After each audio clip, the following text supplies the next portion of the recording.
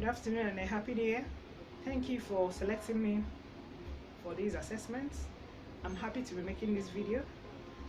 And for the case study questions they asked me, let's tackle it through a data science methodology. In data science, we talk about business understanding. And for this project, we have understood that here the business understanding is to empower women through small and medium enterprise coaching, skill acquisition, empowerment, and also so that we're able to create jobs and make women and children to be educated, to empower families, especially through women. Now, for the question you asked me, how am I going to use ICT to capture and process data with limited mobile network in various locations? And this project is going to be carried out in Edo, Gombe, and Kano. First of all, what do I need to do? I want to understand what the data is all about, which is called data understanding in data science. First of all, in different locations, for example, in Edo State, if Edo State has adequate mobile services, telecommunication services, let me use MTN as an example, and I can see that the network there is steady, I'll probably procure mobile phones for our partners. I'm going to negotiate to get a very fair deal so that none of our beneficiaries will say, I don't have a mobile phone, so I can't send data. No, that won't be an excuse.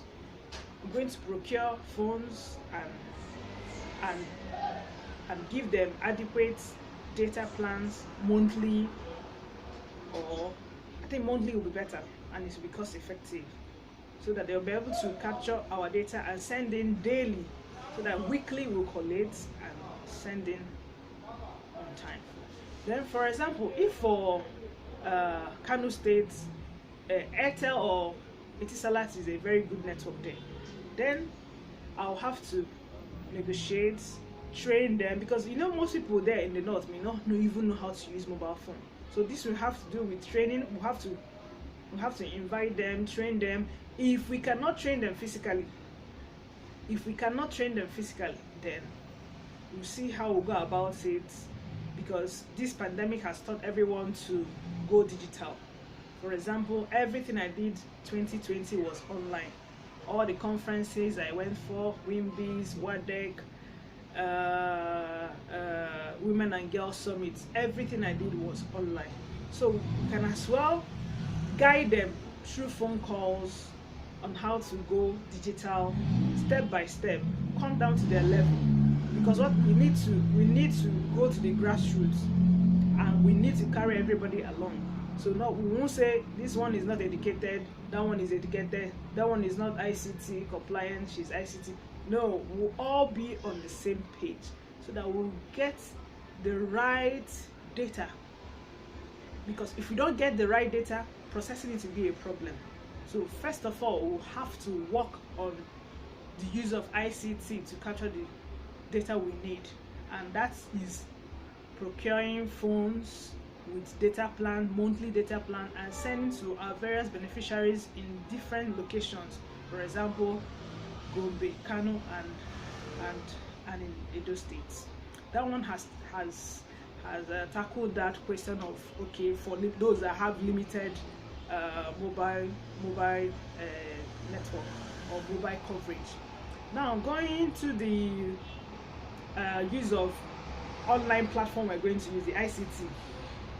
We can use WhatsApp group, since everybody will have a WhatsApp group, and in Nigeria most people use WhatsApp group. Even I attended a NIMA conference where WhatsApp was used to send out Google Forms to various people in Kano, Lagos, and River States to capture data for a health research to understand this COVID pandemic. So I think maybe if you can use a WhatsApp platform, that will be fine. Or if you can even use a Google Meet to meet weekly for updates, because this is going to reduce a lot of logistic problems like buying flight tickets or transportation, and also it's going to reduce the spread of COVID. So for everything that we're going to do, we're going to put into consideration the pandemic, less travel, get adequate data, make sure our data is correct in terms of there is no vacant question or vacant or lack of response from our beneficiaries. So make sure that when we're training them, we have to give them a very good orientation and tell them the importance of getting adequate data, because without data we will not be able to give our stakeholders feedback. Now when it goes to the second task, how am I going to do a timely reporting? This has to do with feedback and deployment, because once we finish getting data and preparing our data, now we'll work on the analysis and report writing. In a project, it's good to send down your monthly report. It's a must. In any project, you must have a monthly report. Yes, we'll have weekly we'll have a weekly template where we'll get our data, but monthly we'll send our weekly report to our donors, that's Bank of Industry, Islamic Bank, and maybe Holistic Business Solutions. We send them our monthly reports. Now with this monthly report, it's going to give us insights whether we're on track with the goals of the Brave project. If the goals of the Brave project, if we need to adjust it, now the monthly feedback will give us an idea of what we can do. Thank you, and I hope I've tackled your questions. Thank you for having me. Goodbye.